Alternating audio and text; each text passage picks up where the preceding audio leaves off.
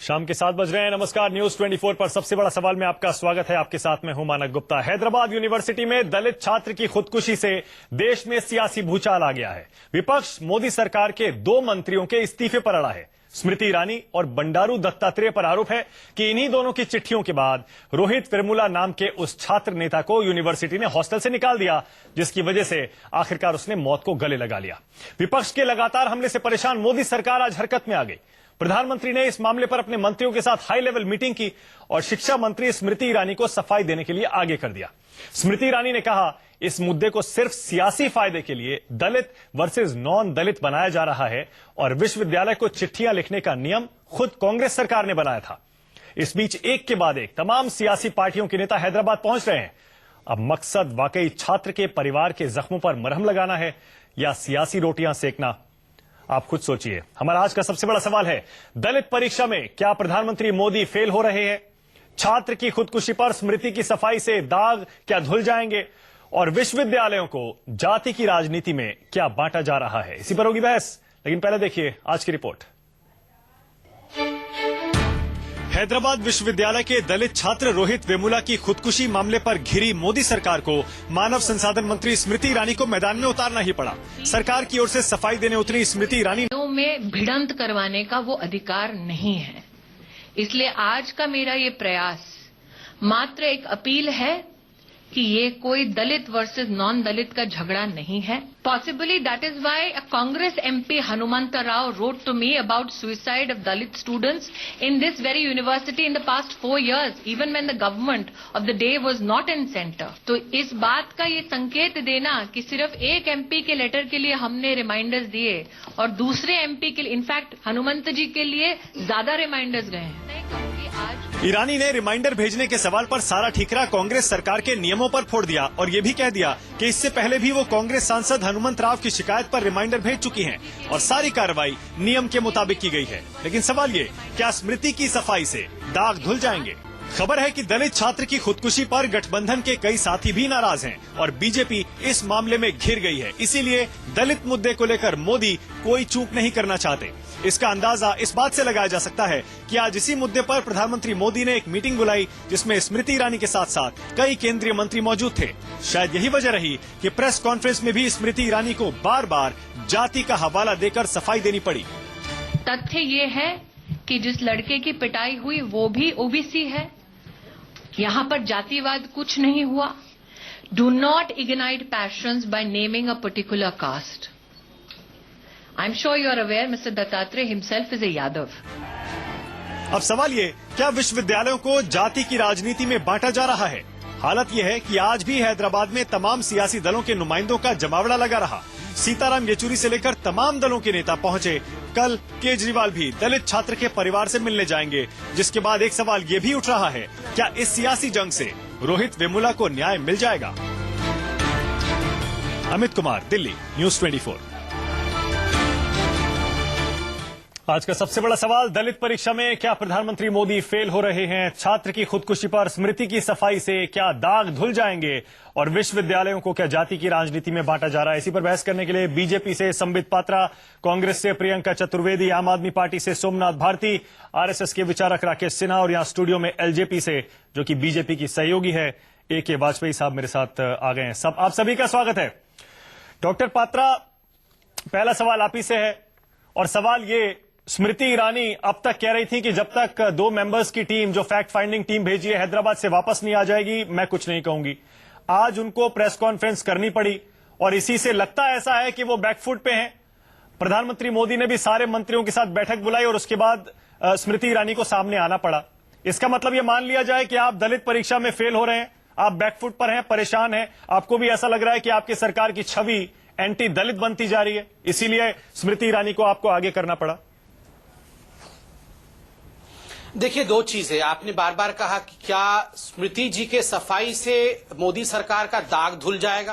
पहली बात तो मैं आपको बता दूं, ये सफाई नहीं, ये फैक्ट्स रखने का सिलसिला था। और सच्चाई अर्थात अंग्रेजी में जिसको फैक्ट्स कहते हैं, वो वही आदमी रखता है जिसका दिल कमजोर नहीं होता है और जो डरता नहीं है, क्योंकि उसे पता है सच्चाई हमेशा ही जीतती है। इसलिए सच्चाई को रखने का काम किया गया। जो लोग देश को झूठे तथ्यों से बरगलाने की कोशिश कर रहे थे ताकि उन लोगों के झूठ हिंदुस्तान के सामने रखा जा सके, इसलिए सच्चाई रखा गया।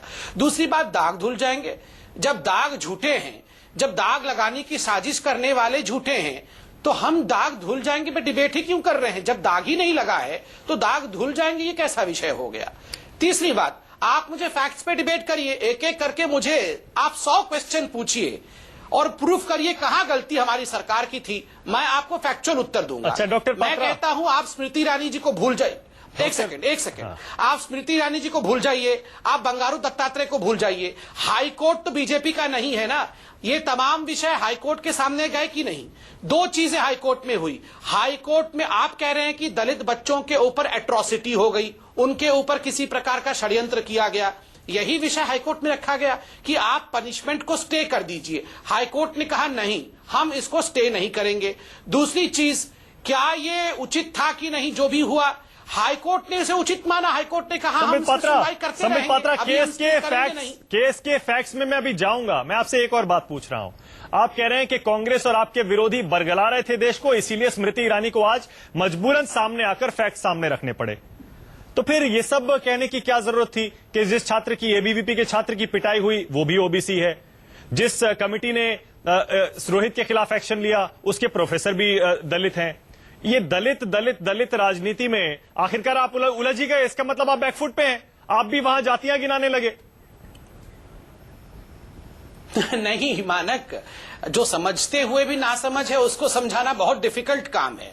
देखिए, आप समझ रहे हैं ये दलित शब्द किसने पहले इस्तेमाल किया? ब्रेकिंग न्यूज, दलित छात्र ने की खुदकुशी। ब्रेकिंग न्यूज, दलितों के प्रति भारतीय जनता पार्टी में असंवेदनशीलता। ब्रेकिंग न्यूज, राहुल गांधी जाएंगे दलित परिवार से मिलने के लिए। ये ब्रेकिंग न्यूज कौन चला रहा था? कौन चला रहा था ये ब्रेकिंग न्यूज? दलित दलित दलित शब्द का इस्तेमाल कौन कर रहा था? आप लोग कर रहे थे।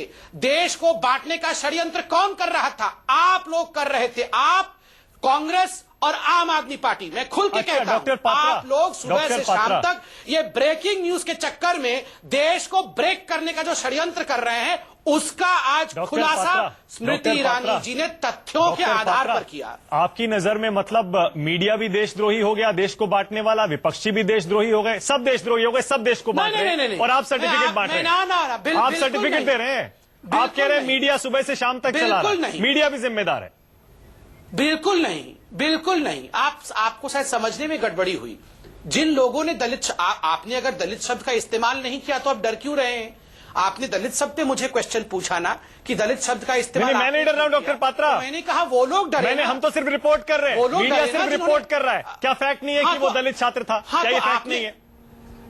बस तो क्या ये फैक्ट नहीं है कि जो सुशील कुमार के बारे में बात हुई वो ओबीसी था? क्या ये फैक्ट नहीं है कि जो वेलफेयर बोर्ड और जो सब कमिटी एग्जीक्यूटिव कमिटी की थी उसमें 3 दलित प्रोफेसर थे? क्या ये फैक्ट नहीं है कि बंगारू दत्तात्रेय यादव कम्युनिटी और बैकवर्ड कम्युनिटी के हैं? ये भी फैक्ट है। तो इसमें क्या बुराई है? ठीक है, फैक्ट वर्सेस फैक्ट है। ठीक है, प्रियंका चतुर्वेदी अब जवाब दीजिए। प्रियंका, स्मृति ईरानी और बीजेपी का आरोप है कि ये दलित वर्सेस नॉन दलित है ही नहीं मुद्दा, आप इसको बना रहे हैं जानबूझ के। और ये चिट्ठियां लिखने का नियम आपकी सरकार ने बनाया था। हनुमंत राव ने भी एक चिट्ठी लिखी थी जिसके बाद एचआरडी मिनिस्ट्री ने 6 रिमाइंडर भेजे थे। हाँ, मैंने सुना है, मैंने पूरा उनका डिबेट सुना है, डिस्कशन सुना है और झूठा डिफेंस भी सुना है। आज स्मृति ईरानी ने जो प्रेस कॉन्फ्रेंस की है, she has been economical with the truth. उनसे कोई पूछे कि एबीवीपी के छात्रों को लेकर जो एबीवीपी के छात्रों ने झूठा इल्जाम लगाया था एएसए पे, उन्होंने अपॉलॉजी दी थी कि नहीं दी थी? क्या प्रोक्टोरियल बोर्ड ने शुरू के इनिशियल रिपोर्ट में सीनियर मेडिकल ऑफिसर और सीनियर ड्यूटी ऑफिसर ने कहा था कि नहीं कि ये जो झगड़े की आड़ लेकर ये लोग लेटर लिख रहे हैं और दत्तात्रेय जी लेटर लिख रहे हैं वो गलत है या नहीं? प्रोक्टोरियल बोर्ड ने उनका सस्पेंशन रिवोक करने की बात की थी और जो रिवोक हुआ भी था। फिर आते हैं दत्तात्रेय साहब। पहले उनके एमएलसी आते हैं, बीजेपी के एमएलसी आते हैं, चिट्ठी लिखते हैं, एक्स वाइस चांसलर से इंटरफेयर करने को कहते हैं। फिर जो वाइस चांसलर है उन पे प्रेशर बनता है स्मृति ईरानी जी का, उनके एचआरडी डिवीजन का। वो हनुमंत राव की बात करी थी। हनुमंत राव ने कहीं भी किसी लेटर में ये नहीं लिखा है कि कोई स्टूडेंट ऑर्गेनाइजेशन का नाम लिया हो या स्टूडेंट ऑर्गेनाइजेशन को एंटी नेशनल बताया हो। उन्होंने कुछ तथ्य रखे थे सामने, उन्होंने कहा था इसको देखिए, अगर इस तरीके की तकलीफें हैं उनको सॉर्ट आउट करिए। ये 2014 का लेटर बता रही हैं, जिसका वो कह रही है उन्होंने 6 जवाब दिए। मैं इनसे पूछती हूँ, अगस्त में लिखा हुआ दत्तात्रेय का लेटर गिव्स देम 5 लेटर वो लिखती हैं, इतनी इमरजेंसी पे लिखती हैं और इतनी प्रायोरिटी पे लिखती हैं। कोई उनसे पूछे कि इतनी प्रायोरिटी क्यों दी गई इस लेटर को, जिसका कोई तथ्य ही नहीं था। फिर प्रोक्टोरियल बोर्ड फिर से मिलता है और फिर उन 5 बच्चों पे इल्जाम लगाता है कि हाँ वो गलत थे, डिस्पाइट विटनेसेस सेइंग कि वो गलत नहीं थे, और उनको निकालकर हॉस्टल से बाहर निकाल दिया जाता है। ये स्मृति ईरानी और एचआरडी डिवीजन का रोल रहा है। तो उनसे कहिए कि इकोनॉमिकल ना रहे ट्रूथ में, जो सच्चाई है। और दूसरी चीज, ये संबित पात्रा जी चीख कर मेरे कान में मुझे उनकी आवाज आ रही थी, जहां कह रहे थे कि दलितों का नाम हमने लिया, दलितों का नाम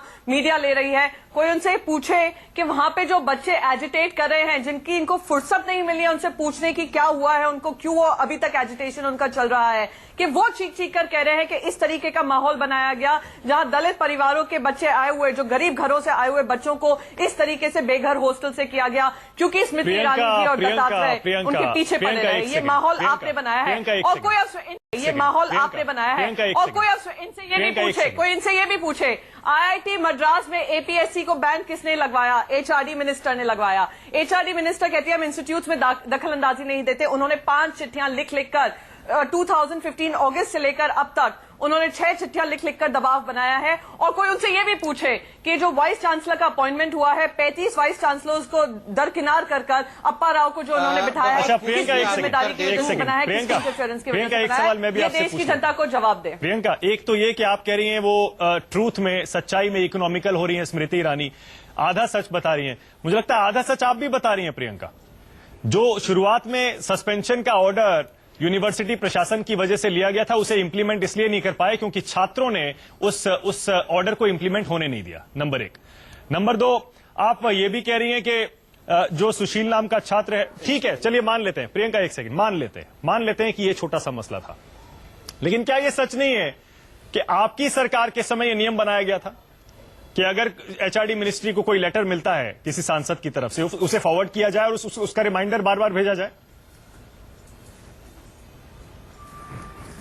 अच्छा, अब मैं इसका दोनों का जवाब देती हूँ। सबसे पहले तो एचआरडी मिनिस्ट्री में अगर जवाब देने की बात है, वो हनुमंत राव का एग्जाम्पल दे रही थी और वो दत्तात्रेय का एग्जाम्पल दे रही थी। मेरा सवाल बस ये है, अगर ऐसा रूल है, ऐसा नियम कानून है, ऐसा क्यों है हनुमंत राव जी को 2014 से उन्होंने फॉलोअप किया, टोटल 6 लेटर गए, और यहाँ पर 2015 अगस्त में आया हुआ एक लेटर, उसके 6 रिमाइंडर्स वहां पे जाते हैं, यूनिवर्सिटी में जाते हैं, और यही नहीं होता है। ये 6 रिमाइंडर्स की वजह से प्रोक्टोरियल बोर्ड ने जो डिसीजन लिया है, एग्जीक्यूटिव कमेटी ने जो डिसीजन लिया है, वो डिसीजन भी चेंज किया जाता है। और मैं एक और चीज बताना चाहती हूँ, एक सेकेंड, सोशल जस्टिस की जो कमेटी है यूनिवर्सिटी की, उन्होंने भी इस फैसले को, जो फाइनल फैसला इन्होंने रिपोर्ट चेंज की थी, अब देखिए, अब आप इसमें पड़ गई कि 2014 से 2015 तक कितने लेटर लिखे गए, जिसकी और वजह 2015 में कितने लेटर लिखे गए? एजिटेशन वहां पे शुरू हुए हैं।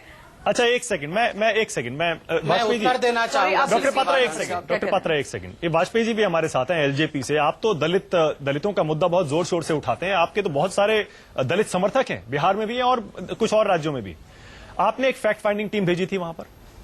जी गई थी हैदराबाद, हमारी दलित सेना है। उस कमेटी ने क्या पाया? क्या ये दलित मुद्दा है या स्मृति ईरानी सही कह रही है? सुनिए, दलित सेना हमारी 1980 से फंक्शन कर रही है और वो पूरे भारत में उसकी शाखाएं हैं। दलित सेना का डेलीगेशन और प्लस हमारी पार्टी के कुछ लोग डेलीगेशन बन के वहां गए थे। वहां जो हम लोगों को, हमारे पास अभी जो वर्बल रिपोर्ट आई है टेलीफोन पे, उससे ये जाहिर होता है कि 2 ग्रुप में झगड़ा था। एक ग्रुप एबीवीपी को रिप्रेजेंट करता था, एक दलित को रिप्रेजेंट करता था। इन दोनों का आपसी झगड़ा था और उस पे डिसीजन जो है वो नेशनल काउंसिल डिसीजन लेती है। नेशनल काउंसिल ने डिसीजन लिया, लेकिन वो नहीं है सवाल। सवाल ये है कि दलित छात्र की सुसाइड उसने किया है। अब वो सारे हालातों का जायजा लेना चाहिए, देखिए आप ध्यान क्या रखिए, क्या केंद्रीय शिक्षा मंत्री को 2 स्टूडेंट ग्रुप्स के झगड़े में चिट्ठियां लिखनी चाहिए इस तरह तो चिट्ठियां का सवाल जो है वो प्रोटोकॉल का सवाल है। अगर कोई एमपी लेटर लिखता है, बीइंग ए मिनिस्टर उसको रिस्पॉन्ड करना ही करना है। सवाल ये नहीं है, सवाल ये है कि लोकल यूनिट के स्तर पर राजनीति हो रही थी? क्या लोकल यूनिट के स्तर पर ऐसे हालात पैदा किए गए कि एक दलित छात्र सुसाइड करे? ये सब इन्वेस्टिगेशन का विषय है। आपके हिसाब से दलित और नॉन दलित का इशू नहीं है? नहीं, ये तो फैक्ट है कि दलित आदमी की डेथ हुई है, दलित बच्चा मारा गया है। लेकिन उसके पीछे वजह दलित नॉन दलित नहीं है। देखिए, मैं उसको दलित नॉन दलित इसलिए नहीं कह सकता बिकॉज ओबीसी दूसरी साइड का ओबीसी है, जैसा अभी संबित ने बताया, हमारे पास की रिपोर्ट है। इसको तो इसका मतलब ये मान लिया जाए वाजपेयी जी, देखिए जो तमाम नेता वहां पे जा रहे हैं कि करके राहुल गांधी से लेके बीएसपी की टीम गई है, आपने भी टीम भेजी, तृणमूल कांग्रेस के सांसद पहुंच गए, सीताराम येचुरी, डी राजा, वाईएसआर कांग्रेस, और कल सोमनाथ भारती, कल अरविंद केजरीवाल भी जा रहे हैं। क्या जरूरत है वहां जाने की? इससे छात्र के परिवार को क्या फायदा होगा? राकेश जी, एक सेकंड में आ रहा हूं। ये नहीं बनना चाहिए कि दलित के साथ अत्याचार हो रहा है। सवाल ये बात, सोमनाथ भारती क्या फायदा ये होगा है इस सारे नेताओं मैं का? बड़े ध्यान से सुन रहा था, डिफेंस जो संबित पात्रा दे रहे थे या जो वाजपेयी जी दे रहे हैं। देखिए, मैं एक इनका जो बच्चा जिसकी मौत हो गई, जिन्होंने आत्महत्या कर ली, उनका एक लेटर है जो उन्होंने वहां के वाइस चांसलर को लिखा है। उसका एक हिस्सा पढ़ के सुनाता हूं। वो कह रहे हैं please serve 10 milligrams of sodium diet to all the Dalit students at the time of admission, which they will use as and when needed, है ना। साथ में ये भी कह रहे हैं supply a nice rope to the rooms of Dalit students whenever required. ना प्रॉब्लम देयर इज ये जो डिस्कशन हो रहा है उसमें सीरियसनेस जो इशू का है सारा कुछ खत्म होता जा रहा है।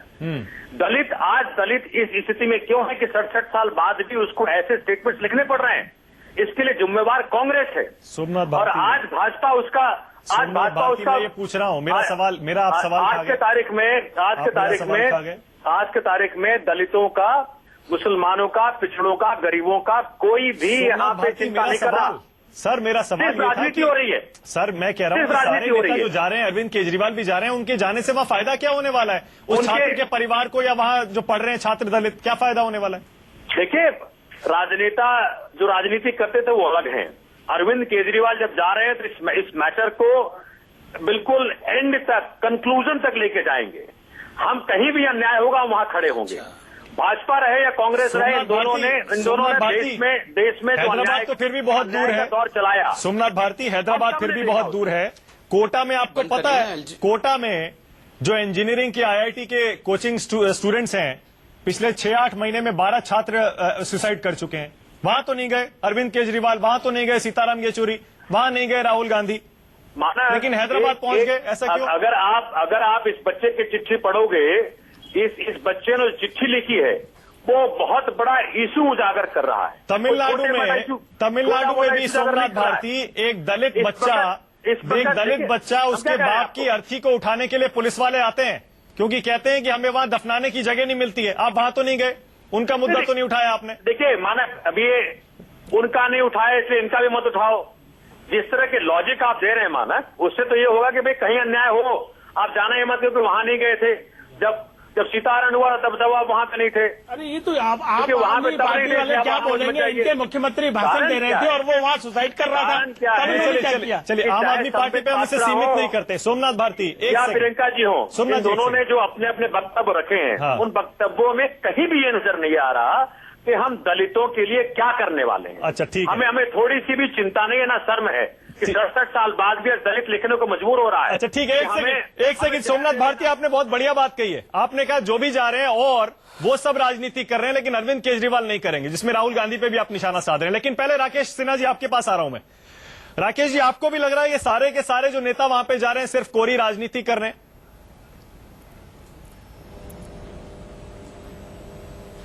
मैं इससे हटकर एक बात कहना चाहता हूं।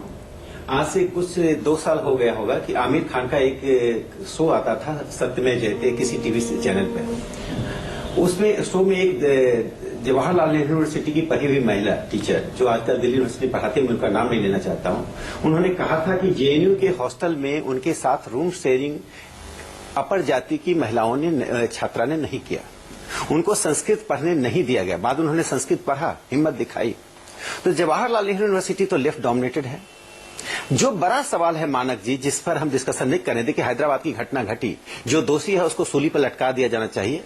जो भी दोषी हो, जांच होनी चाहिए, न्यायपूर्ण जांच होनी चाहिए, न्याय मिलना चाहिए। जिस राज्य में न्याय नहीं मिलता है वह राज्य समाप्त हो जाता है। न्याय की अवधारणा ही सभ्यता की मूल पिंड रही है। मैं मानता हूं जिस भी विचारधारा की, जिसकी भी सरकार रही हो, न्याय की अवधारणा समाप्त नहीं होनी चाहिए। हर नागरिक को यह अधिकार है, यह अपेक्षा है, यह आशा रहनी चाहिए कि हमको न्याय मिलेगा। कुछ मिले या ना मिले, न्याय मिलेगा। हमारी झोली में न्याय मिले, चाहे सरकार में अरविंद केजरीवाल हो या नरेंद्र मोदी हो या सीताराम येचुरी हो या राहुल गांधी हो। अब दूसरी बात आता हूं, मैं अरविंद केजरीवाल जी से एक गुजारिश करना चाहता हूं, और मैं अपने छोटे तनख्वाह से कुछ पैसा भी एक टिकट कटाकर उनको देना चाहता हूं। ये कलकत्ता से, हैदराबाद से कलकत्ता 4 फ्लाइट जाती है। किसी एक फ्लाइट से मालदा चले जाएं, वहां भी 20-25 दलित परिवारों के घर को उजाड़ दिया गया, वो भी दलित है। पूरे हिंदुस्तान में ये समस्या खड़ी हो रही है, और हम उस छात्र ने उस छात्र ने सुसाइड कर लिया। वो इस जीवन में नहीं रहा, धरती पर नहीं रहा। हम उस पर कोई नकारात्मक कमेंट नहीं करना चाहिए, उस पर डिस्कशन नहीं करना चाहिए। हम हमेशा उसने जो मुद्दे उठाए उसको पर हम विचार करें। कैसी क्यों परिस्थिति है कि पूरे देश में दलितों के आए दिन खबर मिलती है कि एक दलित महिला को न्यूड कर दिया गया, एक दलित घर को जला दिया गया। ये सामंतवाद के खिलाफ जो सामाजिक एक्शन कौन ले रहा है? आज जमीन पर सिर्फ राष्ट्रीय स्वयंसेवक संघ, मैं दावे के साथ इसलिए कह रहा हूं, एक घटना के साथ मैं अपनी बात समाप्त करूंगा, टीवी शो में समय कम होता है। काली जो नासिक का मंदिर है जहां बाबा साहब अंबेडकर को प्रवेश नहीं दिया गया, संघ के प्रयास से उसी पृष्ठ के ग्रैंड सन ने, जिसका नाम सन्यासी सुधीर है, वो सुधीर पृष्ठ है, उन्होंने दलितों को 125 दलितों को अंदर बुलाकर भगवान श्री राम पर रखे गए माला को पहनाकर उनका स्वागत किया। ठीक है राकेश जी, गृह में दलितों को बुलाया। इस तरह का जो सामाजिक प्रयास की आज जरूरत है, मुझे लगता है कि आज बड़े पैमाने पर मीडिया को देखिए। आपने एक बात, मैं अंतिम बात कर दूं, हैदराबाद के ऊपर हम डिस्कस करें, जिसको जो राजनीति करना करें। ये कोई नई बात नहीं है। अरविंद केजरीवाल से लेकर सभी पार्टियों के लोग समय आने पर, अवसर मिलने पर राजनीति करते रहे, मैं सबको दोष देता हूं। लेकिन हैदराबाद के इशू को जो दलित बनाम गैर दलित बनाया गया, उन्होंने दलितों के साथ अन्याय किया, दलितों के